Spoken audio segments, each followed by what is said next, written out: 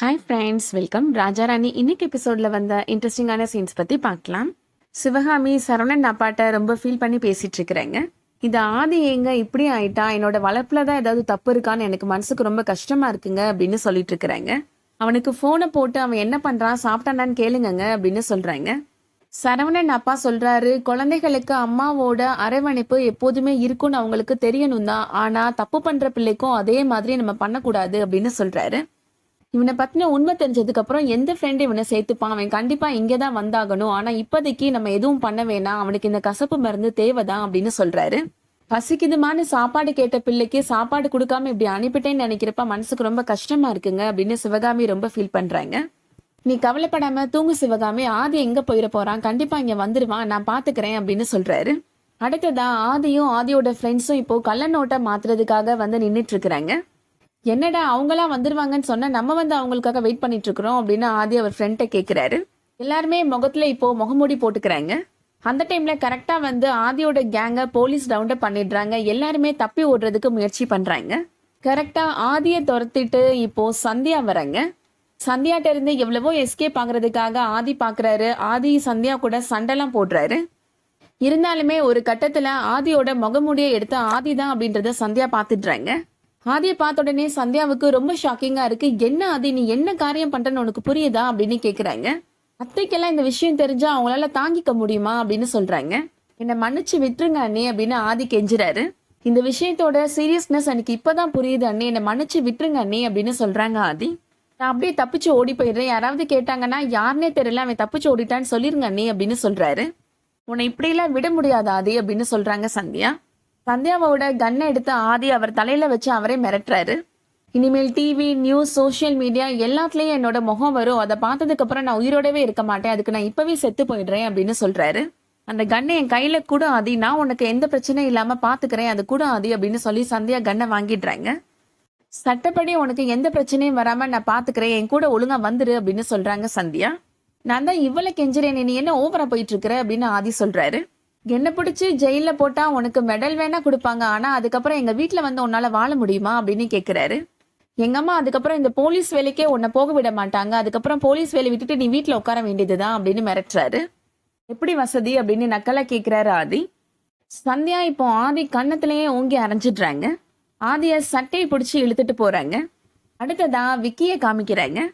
நான் இங்க தூங்காம இருக்கிறப்ப அந்த பார்வதி அங்க எப்படி தூங்கலாம் அப்படின்னு சொல்லிட்டு பார்வதிக்கு கால் பண்றாரு. விக்கி தான் பேசுறான்னு தெரிஞ்ச உடனே பார்வதி போனை கட் பண்ணிடுறாங்க. பார்வதி அவங்க ஹஸ்பண்ட அந்த விக்கி தான் ஃபோன் பண்றான் அப்படின்னு சொல்றாங்க. மறுபடியும் விக்கி இப்போ பார்வதிக்கு கால் பண்றான். பாஸ்கர் இப்போ போன் அட்டன் பண்ணி பேசுறாரு. உனக்கு என்னதான்டா பிரச்சனை, என்னதான் வேணும் அப்படின்னு கேக்குறாரு. பார்வதி செல்லத்திட்ட போனை கூட நான் பேசணும் அப்படின்னு விக்கி சொல்றான். இவ்வளவு பட்டும் நீ திருந்தலைல அப்படின்னு பாஸ்கர் கோவமா கேக்குறாரு. திருந்தலைன்னு வச்சுக்கோ அப்படின்னு நக்கலா பதில் சொல்றான் விக்கி. உனக்கெல்லாம் கோவமே வரக்கூடாது ராஜா அப்படின்னு சொல்றான். என் கூட சுத்திட்டு இருந்தவன் தெரிஞ்சும் நீ அவளை கல்யாணம் பண்ணிக்கிட்டேல, நீ எல்லாம் கோவப்படவே கூடாது அப்படின்னு சொல்றான். தைரியமான ஆளா இருந்தா நேரா வாடா அப்படின்னு சொல்றாரு பாஸ்கர். உன் மாமியார் வீட்டுல தானே ஒளிஞ்சிட்டு இருக்கிறேன், அங்கேயே நான் வரேன், நாளைக்கு வந்து உன் கண்ணு முன்னாடியே பார்வதியை நான் தூக்கிட்டு போறேன் அப்படின்னு சொல்றான் விக்கி. முடிஞ்சா நேர்ல வாடா அப்படின்னு சொல்லிட்டு பாஸ்கருமே சொல்லிடுறாரு.